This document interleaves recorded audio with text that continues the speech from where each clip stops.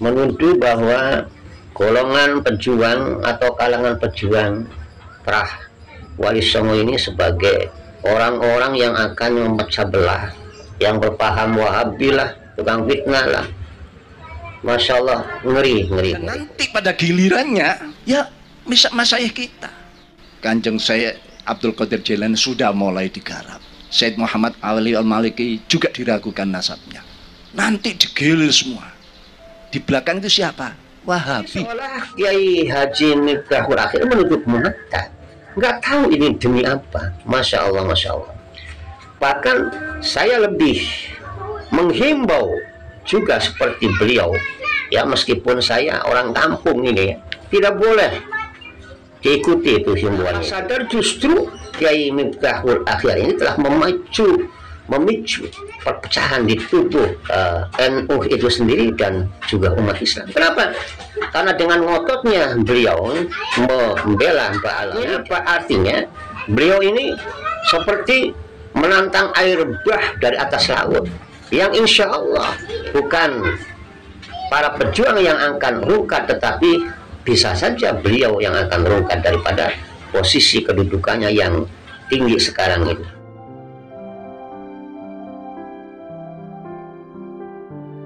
Innalillahi wa inna ilaihi raji'un.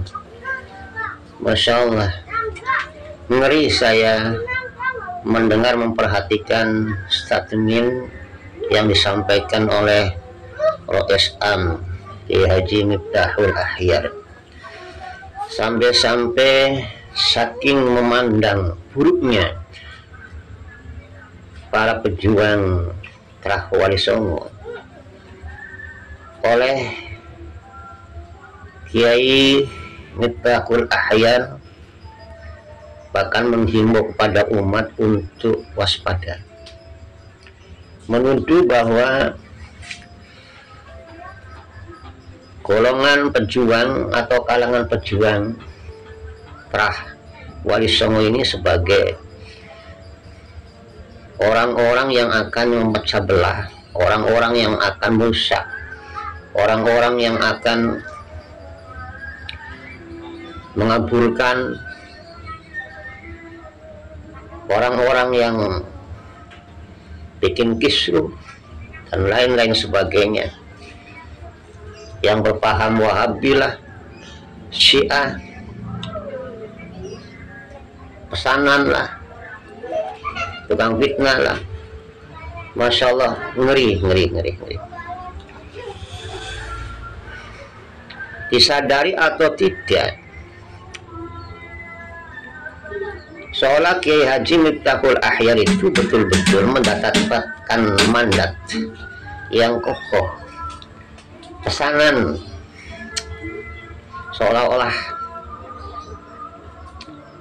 bahwa beliau lah benteng untuk melindungi kaum Ba'alawi, meskipun jutaan umat menyaksikan betapa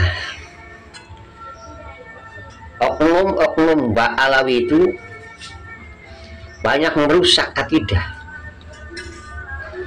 membuat bingung umat, memprovokasi, mengajak perang dalam damai, merusak sejarah, bahkan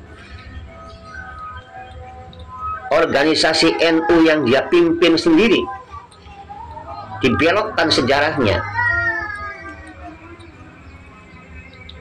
oleh oknum Habib. Umat yang dibawa kisruh bukan karena kemunculannya para pejuang Prah Wali Songo, Kiai Haji Imaduddin atau Kiai Ihya Nur, bukan karena itu, tapi karena ulah para Ba'alawi. Awal daripada kisruh itu kan bukan dari kami, ya, bukan dari kiai-kiai pribumi, tetapi karena ulah mereka yang sembarangan menghina, mencaci, memprovokasi. Ulama NU banyak yang hina, banyak yang dihina. Ulama-ulama kampung, kiai kampung banyak yang dilecehkan, yang diremehkan, yang dikrocok-krocokkan. menambah rukun iman yang mewajibkan iman kepada Habib yang tidak percaya kafir dan lain sebagainya. Kerusakan-kerusakan yang luar biasa yang mestinya menjadi kajian dan perjuangan fokus, perjuangan agenda, perjuangan khusus untuk bagaimana mengkanter segala rupa kerusakan ini yang dibuat oleh Ba'alawi ini agar umat itu terjaga, baik akidahnya, marwahnya, dan martabat keulamaannya bagi orang-orang berilmu. Ini seolah Kiai Haji Miftahul Akhir menutup mata, nggak tahu ini demi apa. Masya Allah, Masya Allah. Bahkan saya lebih menghimbau juga seperti beliau, ya, meskipun saya orang kampung ini, ya, tidak boleh diikuti itu himbauannya itu. Ya, tanpa sadar justru Kiai Miftahul Akhir ini telah memicu perpecahan di tubuh NU itu sendiri dan juga umat Islam. Kenapa? Karena dengan ngototnya beliau membela Ba'alawi dan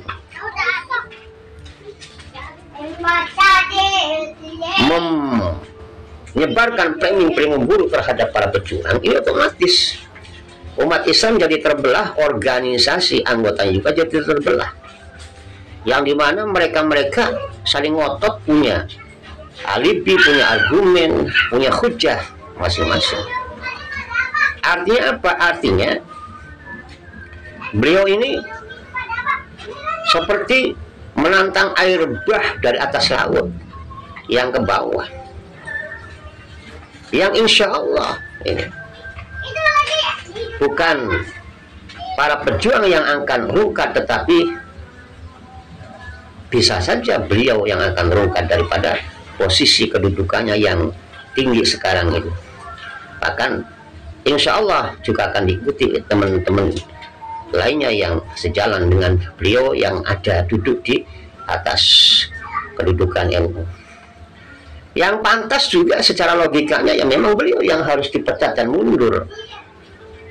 Dan juga yang sepaham dengan beliau termasuk juga ketuanya itu Bapak Yakut itu, termasuk juga Pak Rodi yang cengengesan itu, ya, dokter cengengesan itu, nggak punya data, nggak punya argumen yang valid, ya, tetapi soknya itu memandang para pejuang itu sebagai orang-orang yang seperti rendahan SDM-nya, ya, yang seolah paling tahu ya tentang tesis itu, padahal kedoktorannya itu ya yang sampai sekarang oleh Dr. Sugeng dan lainnya itu diragukan itu kok doktor itu macam seperti itu, ya.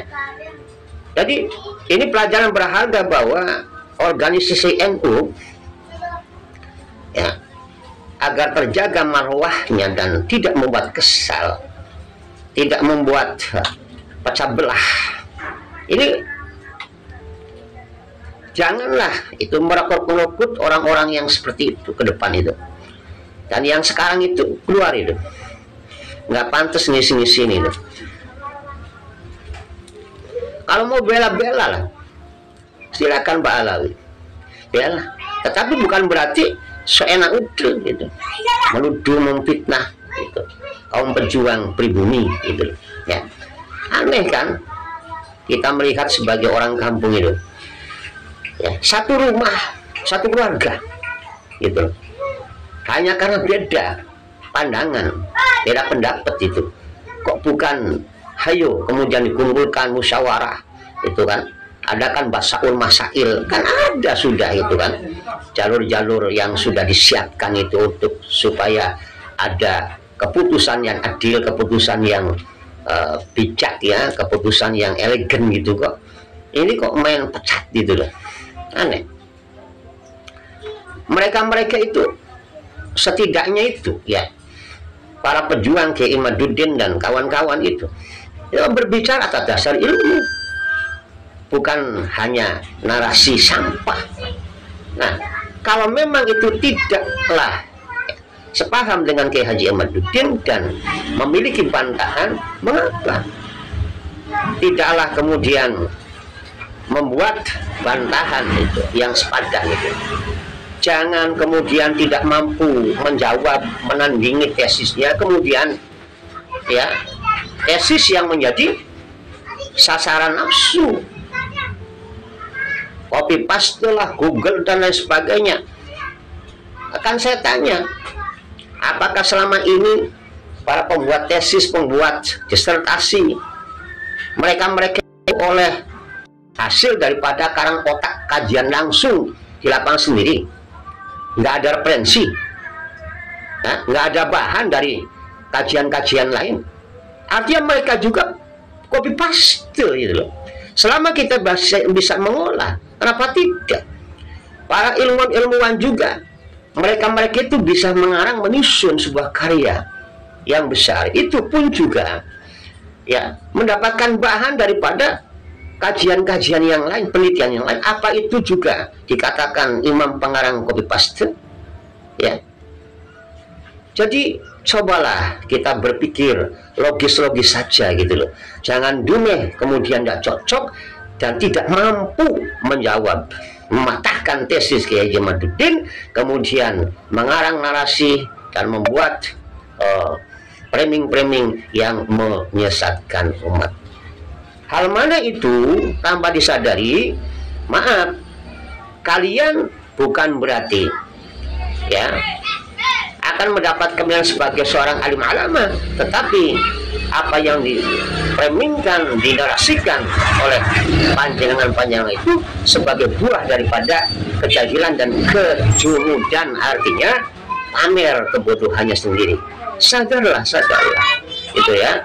Jadi bolehlah, silahkan itu ya, membela itu hak semua orang untuk membela golongan yang disuka, boleh ya, tetapi bukan berarti seenak udel untuk menginjak-injak apa saja yang disampaikan, diberikan, dilakukan oleh orang-orang yang tidak sepaham, yaitu tentang masalah penasaban oleh Kiai Haji Imaduddin dan kawan-kawan.